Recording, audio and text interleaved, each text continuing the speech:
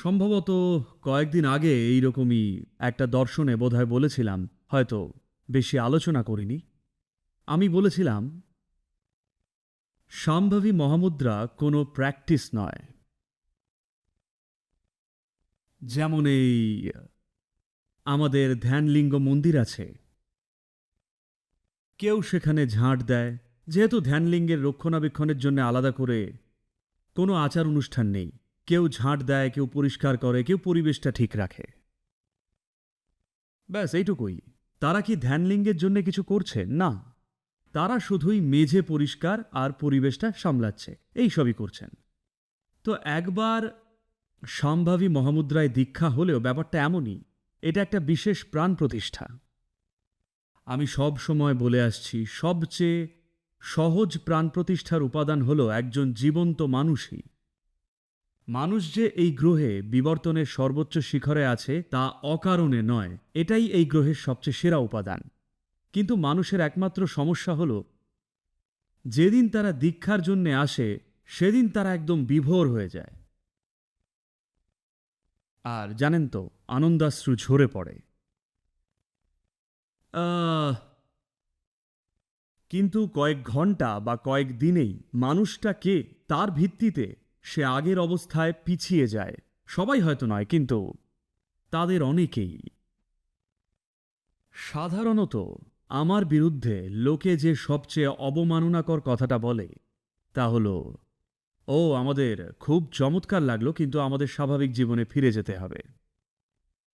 এটা ভীষণ অপমানজনক। তারা বলছে শান্তিতে থাকা, আনন্দে থাকা, পরমানন্দে থাকা অস্বাভাবিক। দুঃখী হওয়া, চিন্তাগ্রস্ত, উদ্বিগ্ন হওয়া, নিষ্প্রাণ হয়ে থাকা, সেইটা নাকি স্বাভাবিক। এটা আমাকে বিরাট অপমান করাই। তো তাদের কাছে নর্মালিটির এই যে বোকা বোকা ধারণা, সেই কারণেই তারা উল্টো পথে হাঁটেন। দুঃখ কষ্টে তারা ইনভেস্ট করেছেন। দেখুন, এটা বুঝতে আমাদের বেশ সময় লেগেছিল। যখন প্রথম আমার এমন হলো যে আমি এইভাবে বসে আছি আর পরমানন্দে বিভোর হয়ে গেলাম, আমি তখন ভাবলাম, এই তো, এবার আমি গোটা পৃথিবীকে আনন্দময় করব। ৩৮, প্রায় ৩৯ বছর হয়ে গেল আজ। প্ল্যান করেছিলাম ২.৫ বছরে গোটা পৃথিবীকে আনন্দে ভরিয়ে তুলব। কারণ কে সেটা চাইবে না? তরুণ বয়সী মূর্খের মতো মূর্খ আর হয় না। ২৫ বছর বয়সে একটা সোনার খনি খুঁজে পেলাম, আর আমি জানতাম আমি এটা পারব। কারণ আপনাকে কিছুই করতে হবে না, মনটা না ঘেঁটে যদি শুধু বসে থাকেন, পরমানন্দই অনুভব করবেন। তো আমি ভেবেছিলাম, কে এত সহজ আর অসাধারণ জিনিসটা চাইবে না? কে না চেয়ে থাকতে পারে? কিন্তু ৩৯ বছর ধীরে ধীরে বুঝতে পারলাম, মানুষ নিজের দুঃখে এত ইনভেস্টমেন্ট করেছে যে তাদের পরমানন্দ অনুভবের পথ দেখালেও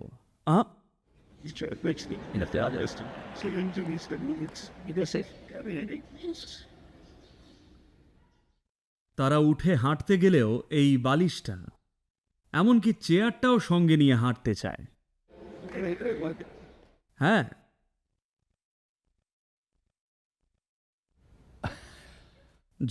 যখন প্রথম প্রথম ইনার ইঞ্জিনিয়ারিং প্রোগ্রাম শেখাতাম, তখন একদম উচ্ছৃঙ্খল ছিলাম। এরকম পোশাক পরতাম না, পরতাম ফ্যাকাশে একটা জিন্স আর টি শার্ট। উচ্ছৃঙ্খলভাবে কথা বলতাম, আমার ভাষা ভদ্র ছিল না, যা খুশি বলে দিতাম।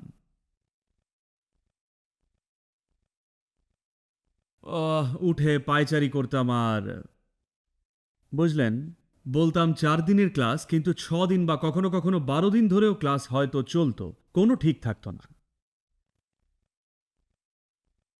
কিন্তু আমি কি বলছিলাম, লোকে তার একটা কথাও বুঝত না, এমনকি এখনও বোঝে না।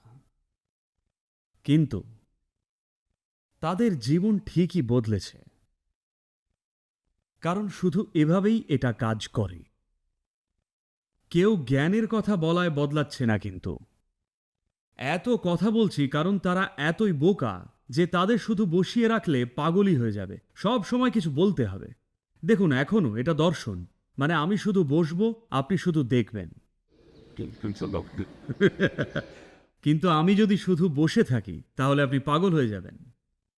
সদ্গুরু কি করছে? শুধু বসে আছেন কেন? তাকিয়ে দেখবোটা কি?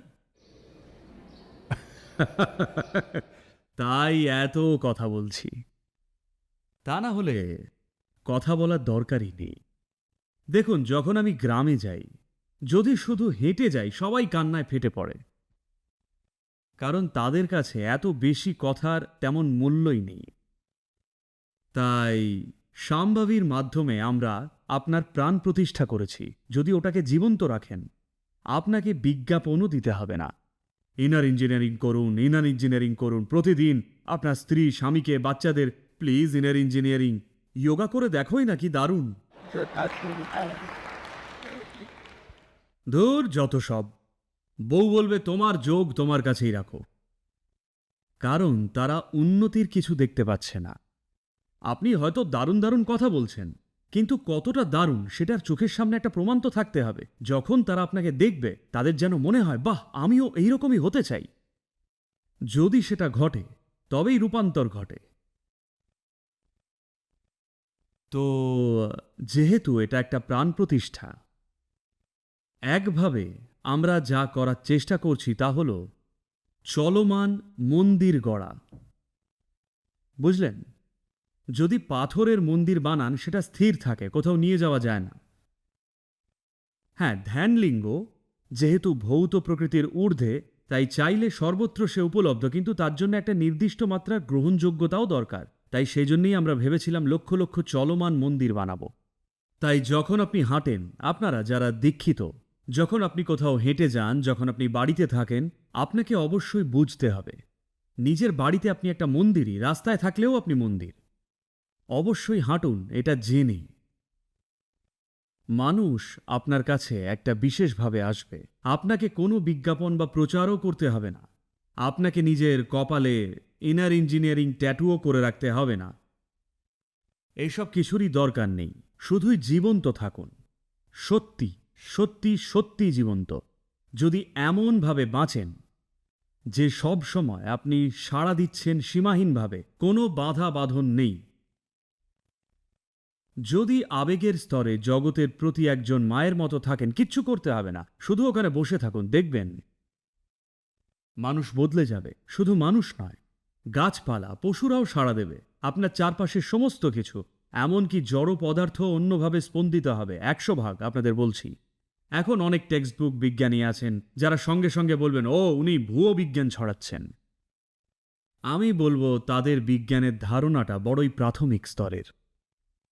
প্রকৃত বিজ্ঞানীরা কখনোই এমন কথা বলবে না, কারণ তারা জানে তারা যা অন্বেষণ করেছে তা অতি ক্ষুদ্র, এখনো অসীম অজানা রয়েছে। তাই যে যাই বলুক, শুধু এই দুটো জিনিস মেনে চলুন। আর কিচ্ছু না বুঝলেও এটুকু করুন, নিজের পরিবেশটা শুধু পরিষ্কার রাখুন। দেখুন, এখন ধ্যানলিঙ্গ মন্দির আছে, এটা যতই শক্তিশালী হোক, মন্দিরের সামনে যদি গু ফেলে রাখেন, মন্দিরটা খুব শক্তিশালী হলেও মানুষ সেখানে যাবে না। মন্দিরকে একটা নির্দিষ্টভাবে রাখলে মানুষ যাবে। আপনার সাধনাও ঠিক তাই। জায়গাটা পরিষ্কার করা আর প্রতিদিন মাকড়সার জাল, ধুলো এগুলো ঝাড়া, ব্যাস। আপনি শক্তি বাড়ানোর জন্য কিছু করছেন না। এটা শক্তি চালনা ক্রিয়ার মতো নয়, যা শক্তি বৃদ্ধি করার একটা দীর্ঘ প্রক্রিয়া। এই কারণেই আমরা সম্ভাবিতে চলে আসি, কারণ আমি দেখেছি মানুষের না আছে অধ্যাবসায়, না আছে দৃঢ় সংকল্প বা প্রতিশ্রুতি, যাতে নিজেকে খেটে উন্নত করে আরেকটা স্তরে পৌঁছানো যায়। কারণ সেটা অনেক খাটনির, ক্রিয়াযোগ অনেক পরিশ্রমের পথ। এই কারণেই আমরা সম্ভাবী মহামুদ্রায় আসি। মুদ্রা মানে যা ইতিমধ্যেই আছে, শুধু ওটাকে জীবন্ত রেখে অনুভব করতে হবে, ব্যাস। আপনাকে ঘটাতে হবে না। শুধু প্রতিদিন মাকড়সার জালটুকু ঝাড়া, মেঝে পরিষ্কার রাখা, এটুকুই আপনার কাজ, বাকিটা হয়ে যাবে।